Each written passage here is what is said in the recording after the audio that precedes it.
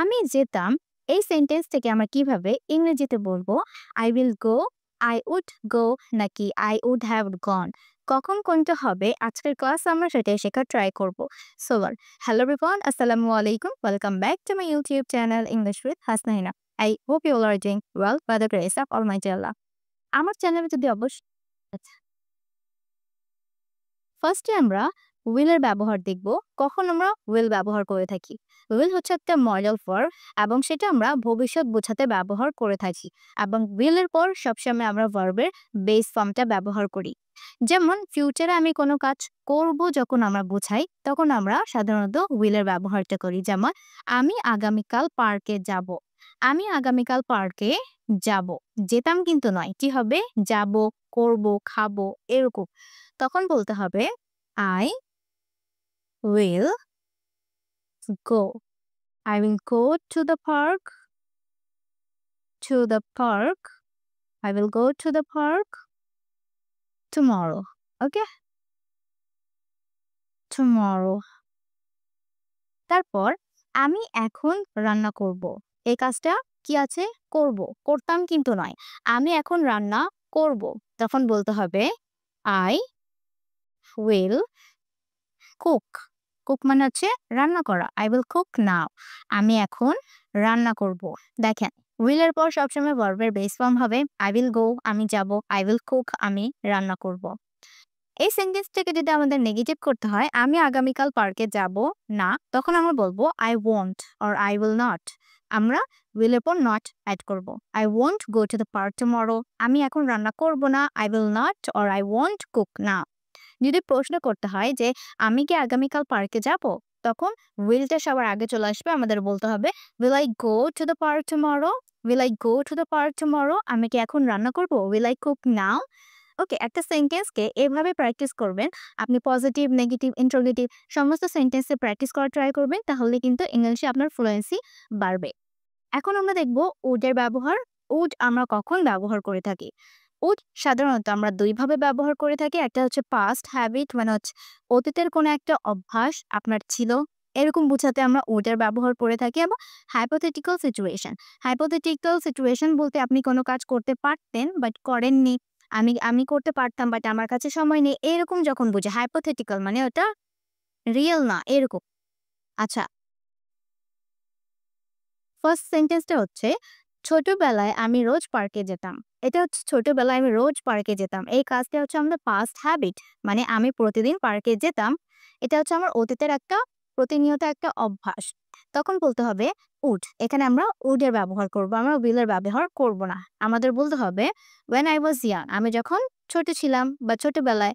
when I was when I was young, আমি যখন ছোট ছিলাম। when I was young,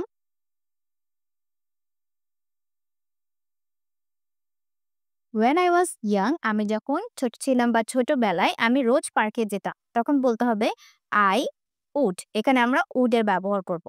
I would go, I would go to the park, to the park, I would go to the park every day। রোজ যেতাম, তাই বলতে হবে every day। রোজ আমি পার্কে যেতাম। এটা হচ্ছে আমাদের অতীতের একটা অভ্যাস। ছোটবেলায় আমি রোজ পার্কে যেতাম। এই যেতাম এখানে আমাদের উড গো বলতে হবে, উড গো। এখানে আমরা উইল গো বলবো না, আমরা বলবো would go. Okay, when I was young, I would go to the park every day। তারপরটা হচ্ছে আমার সময় থাকলে আমি যেতাম। এখানেও কি আছে, যেতাম। এখন বর্তমানে আপনাকে কেউ বলছে তুমি কি যাবা, তখন আপনি বলছেন আমার সময় থাকলে আমি যেতাম। এই সেন্টেন্সটাকে বলার জন্য আমাদেরকে উড এর ব্যবহার করতে হবে। আমাদের বলতে হবে I would, I would go, আমি যেতাম। if I had time, if I had time, আমার কাছে যদি সময় থাকতো আমি যেতাম। I would go if I had time, এখানে I had বলতে হবে, আমার কাছে যদি সময় থাকতো। এই সেন্টেন্স থেকে আমাদের যদি নেগেটিভ করতে হয় যে আমি ছোটবেলায় রোজ পার্কে যেতাম না, তখন আমরা বলবো when I was young, I wouldn't go।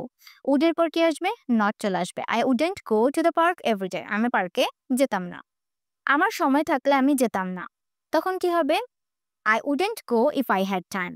ওকে, তারপরটা হচ্ছে would have। would have হচ্ছে মডেল ভার্বের পাস্ট ফর্ম, যেটা অতীতের সাথে সম্পর্কযুক্ত। ধরুন অতীতে কোনো একটা কাজ ঘটতে পারতো বাট ঘটেনি, কাজটা হয়নি। didn't happen in the past, অতীতে কোনো কাজ হয়নি কিন্তু হতে পারতো। এরকম যখন আমরা বুঝাই তখন আমরা would have দিয়ে ভার্বের পাস্ট পার্টিসিপল ফর্মটা ব্যবহার করি। যেমন আমি কলেজে যেতাম বা যেতে পারতাম। আমি কলেজে যেতাম কিন্তু আমি অসুস্থ ছিলাম, আমি যাইনি।